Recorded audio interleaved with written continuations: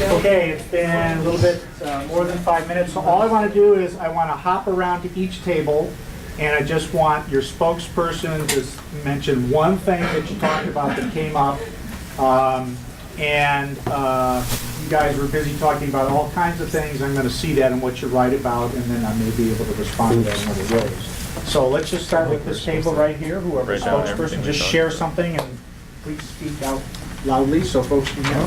We thought it was interesting how Haley showed why they chose mercury for thermometers over other liquids. Okay, so why did they choose mercury over other liquids? Because mercury grows more noticeably but also gradually, whereas water, you couldn't really tell if it was rising when it heated up and then it would start to boil.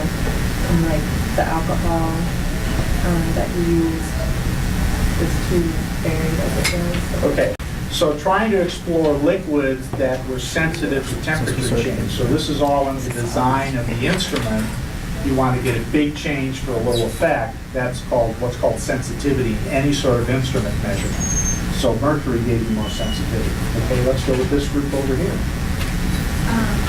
We thought it was interesting how people use different substances to figure out their boiling and freezing points. So there's no way to match up what their boiling point or freezing point would be. We have to come up with a universal way of measuring. Okay, so people knew that things would melt or boil higher or lower than other stuff, but they didn't have a standardized way to compare with other people. Okay, all right. So that was a challenge in terms of the measurement.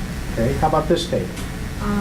It was interesting how when Galileo was just first had made a way to measure temperature, he's also measured air pressure. So then as time went on, time was trying to figure out how to just measure air temperature by not air pressure by itself, but just measure air temperature by itself. Okay. So one of the early challenges was that if you have a column of liquid, which is what you have in a thermometer, if it's open to the atmosphere, that's going to change with the atmospheric pressure as well as with the temperature. And as you saw folks arguing about what to do about that with the different designs. So that was a technical challenge. Something from this table. Yeah, we thought it was interesting too, like Marissa was saying, how they would use different substances to measure they would use the hottest day of the year or the coldest day. And then they used the melting temperature of butter. We didn't really get why they picked butter. Why do you think they picked butter?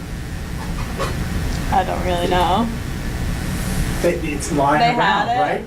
Everybody has butter, something, not every butter is the same, but it's a substance that you can test. And people might be concerned about whether it liquefies when it's a particular temperature. So it was convenient material. Okay? People knew that butter would soften and melt. So they might be interested, well, if we're going to talk about temperature, what temperature does that have to be at? Not the best thing to choose, but it's just something that was accessible. Okay? Something from this table.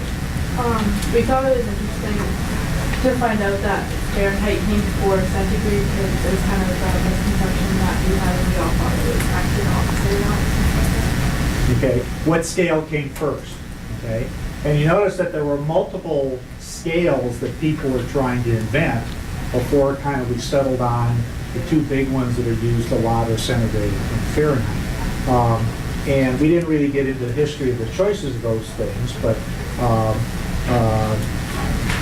there were technical reasons why it was good to have a scale, have divisions that everybody agreed on, and then eventually everybody came to measure things in the same way, and that allowed you to make other sorts of inferences. One other thing I want to mention is about the butter thing is that think about the substances people had available to do experiments with. They had waters of different type, like fresh water, rainwater, ocean water. Okay, they had mercury, which they knew was a liquid. They had spirits, so that would have been anything that they had fermented and distilled, and they knew there was something in there like alcohol, but they didn't call it alcohol per se, but they knew it was different from water. Okay, so they would test that, and then oils. All kinds of things that come from animal products would have oil properties. Everybody's probably heard of whale blubber and whale oil. That was used obviously for burning and for other purposes, and so they had oils, and those are different substances. So if they were looking for a liquid, those are the things they had to go by. Okay?